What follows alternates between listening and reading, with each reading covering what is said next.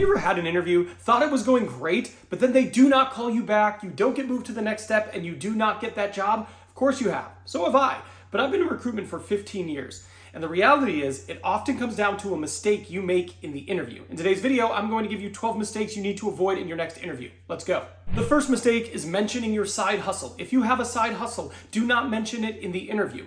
And you don't want to mention it for a few reasons. The hiring manager thinks it may become so successful you leave. The second thing, they're going to think you might be distracted when you should be doing your job. Trust me, I have never spoken to a hiring manager after an interview in which they said, this candidate has a side hustle. I like that. But I've talked to many hiring managers who found it to be a point of issue for them, and because of it, they were not as interested in moving forward with the candidate. Another huge mistake you can make in the interview is you can interrupt the interviewer.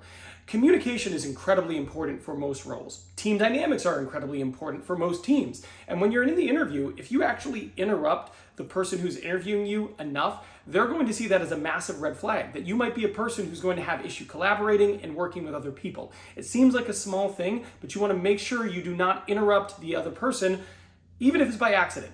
That can be a huge mistake. A common mistake that candidates make in the interview process, especially when it's a panel interview, is they pay all their attention on one person and they kind of ignore other people in the interview. This often happens when the hiring manager is one of the people in the panel, and then there are people who are on the team as part of the panel. I've seen this many times.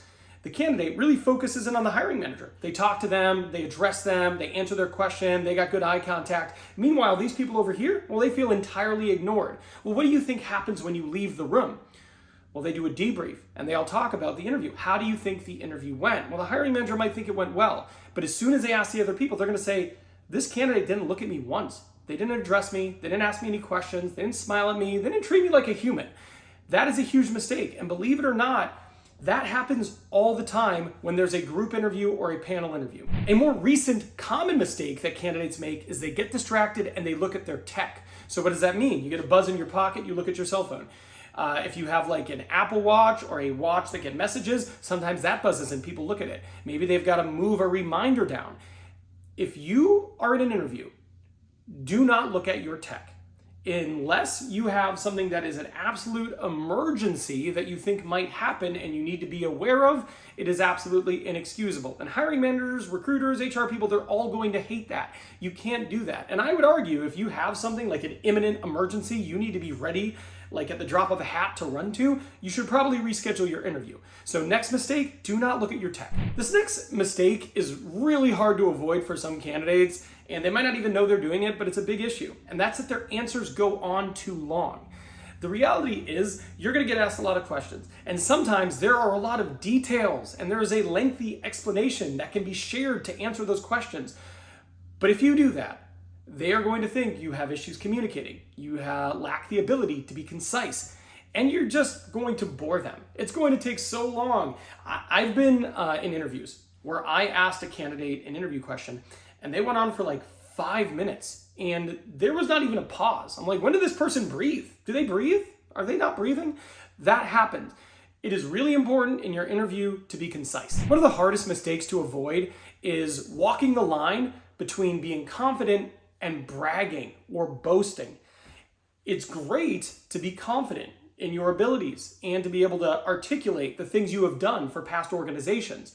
However, if you cross over that line and it seems like you are bragging, it's all me, I'm the best, I'm the greatest, blah, blah, blah, that is not going to come off well.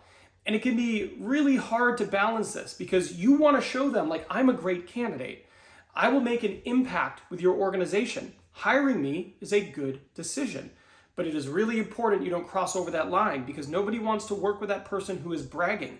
And when you're bragging or boasting in an interview, it can be incredibly off-putting. This is an obvious mistake, but I feel like I can't do this list without including it. Bad-mouthing previous employers, bosses, or teams. Being negative never serves you in an interview process. It always hurts your candidacy. And if you say anything negative about a past employer, they're just going to assume that you were probably part of the problem. And that does not help you as a candidate, so do not do it. Hey, are you finding value in this video? If you are, do me a favor. Hit that like button. It's free, it tells YouTube I don't suck, and it motivates me to make more videos like this, and it really helps the channel. So if you hit that like button, you will be helping me. Thank you. And if you're already willing to do that, well, hit that subscribe button and notification bell. That way you never miss one of my 3 free weekly videos, all designed to help you nail your next interview and land your dream job. The next thing you don't want to do is you don't want to bring up salary at the wrong time. Now, it is important to discuss salary, and you deserve to know what the salary is for a job you are interviewing for. But here's where it's appropriate. In that first call with a recruiter, right? When you're talking to the recruiter, you're talking to an HR person on the front end, that is a great time to discuss salary. If you're at a final interview and it gets to the point where you've gone through the entire interview, it's your turn to ask them questions, it is appropriate to talk salary. But if you go into an interview, first time you're talking to the hiring manager, and the first thing out of your mouth is you're asking about compensation and benefits, that's an inappropriate time. And I do see people do that. And it's kind of heartbreaking because they deserve to know that information. But some of it just comes down to being tactful. You need to have those conversations at the appropriate time in the interview process, or you can absolutely crater your chances of getting that job. By the way, if you don't want to crater your chances of getting a job and you want to be the best candidate possible, well, what I want you to do is go down in the description box. That first link right next to the fire emojis, that is my full interview prep guide. That guide right there is the most powerful guide you can get that will prepare you to be the best candidate possible. It has instructional videos, it has templates for you to use, and it has specific coaching around nailing your next interview. And if you use the code Starbucks for a limited time, it is 50% off. So make sure you go and click that. A common mistake I hear people make is they overshare, right? So they're talking about their personal lives, they're saying things that have no business in an interview.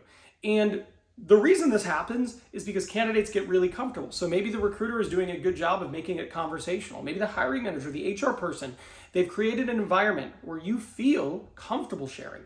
That is great. It is great to feel comfortable with the person interviewing you. What you need to not do is make the mistake and assume it's okay to share personal information that has no place in an interview. This is a hard mistake and it's going to sound harsh, so forgive me in advance. But one of the mistakes candidate makes is they overshare how desperate they are for the role. I really need this job. I've been looking for a long time. I really need to get this job offer. I really need this role. I'm desperate for a job right now. I'll do anything. It doesn't help you. I get how it feels to be in that spot where you're like, I need a job so bad. I've been unemployed where I was looking for a job and I really needed to get it. I've been in the spot where my company was going through financial issues and I was like, oh man, I need to find a new job and get out in front of this. So I know how it feels to be desperate. However, in an interview, it does not help you to demonstrate you're desperate. One, it makes them wonder what's going on. It makes them uneasy with you as a candidate. And two, it erodes your leverage. At the end of the day, if you get an offer, you want it to be a great offer. But if you tell them how desperate you are during the process, your offer will not be as competitive. That's just the reality. Another mistake candidates make is they do not adapt to the interview style of the person interviewing them. Here's what I mean by that. If you're talking to someone who is excitable and a little bit louder and has energy, you want to mirror that.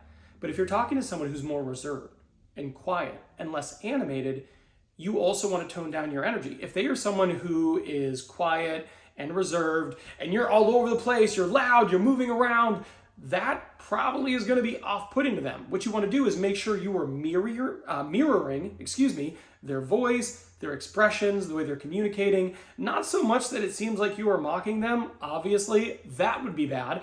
But, if they are, a little bit more energized, you be a little bit more energized. If they are a bit more quiet and reserved, then you be a bit more quiet and reserved. It is important to match their energy. Now, another mistake that sometimes candidates make is they get tricked by the hiring manager. Because believe it or not, hiring managers actually do try to trick candidates in the interview process. I actually made a whole video about it, this video here. It's why it happens and what you need to do about it. So I'm done here, but you should definitely go watch that video. I'll see you over there.